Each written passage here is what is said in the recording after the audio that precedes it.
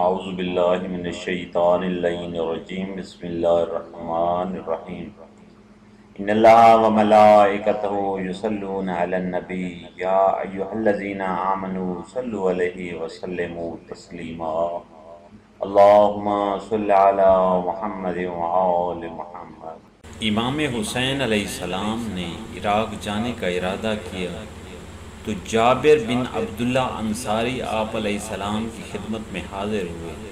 انہوں نے آپ علیہ السلام سے کہا، آپ رسول اللہ صلی اللہ علیہ وسلم کے فرزند ہیں، آپ سبط پیغمبر ہیں، میرا اندازہ ہے کہ آپ بھی اپنے بھائی کی طرح صلح کر لیں گے۔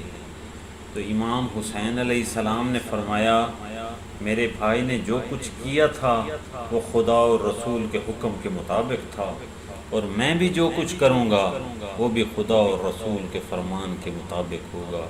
اگر تم چاہو تو میں تمہیں اپنے نانا جان اور اپنے والد اور اپنے بھائی کی زیارت کرا سکتا ہوں، اور وہ تمہیں خود ہی میرے لائحہ عمل کے صحیح ہونے کے متعلق بتائیں گے۔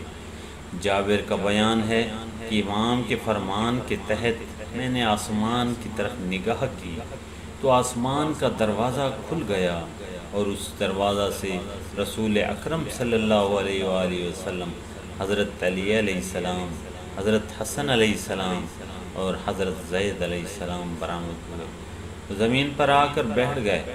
میں یہ سب کچھ دیکھ کر گھبرا گیا تو رسول اکرم صلی اللہ علیہ وآلہ وسلم نے مجھ سے فرمایا، جابر، حسین کے معاملہ سے پہلے میں نے تمہیں حسن کی صلح کے وقت بھی بتایا تھا کہ تو اس وقت تک مومن نہیں بن سکتا جب تک اپنے ائمہ کے فرامین کے سامنے سر تسلیم خم نہ کر لے اور اعتراض سے پرہیز نہ کر لے۔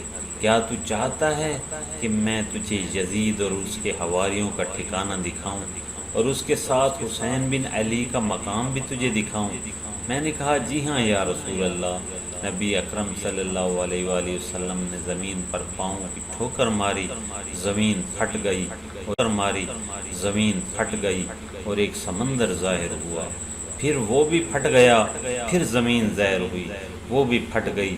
الغرض 7 سمندر اور 7 زمینیں پھٹیں تو اس کے نیچے آگ ہی آگ تھی، اور اس آگ کے دہتے ہوئے علو میں نے ولید بن مغیرہ، ابو جہل، یزید اور اس کے دوسرے سرکش حواریوں کو دیکھا، سرکش شیاطین کے ساتھ ایک ہی زنجیر میں جکڑے ہوئے ہیں اور بدترین عذاب میں مبتلا ہیں۔ رسول خدا صلی اللہ علیہ وسلم نے فرمایا، سر اوپر کر کے دیکھو۔ تو میں نے سر اٹھایا تو آسمان کے دروازے کھل گئے اور مجھے جنت دکھائی دینے لگی۔ پھر میں نے دیکھا کہ رسول اکرم صلی اللہ علیہ وآلہ وسلم اور ان کے ساتھی آسمان کی طرف پرواز کرنے لگے۔ جب وہ ہوا میں پہنچے تو انہوں نے امام حسین علیہ السلام کو آواز دے کر کہا، بیٹا میرے ساتھ شامل ہو جاؤ۔ امام حسین علیہ السلام آپ کے ساتھ شامل ہو گئے۔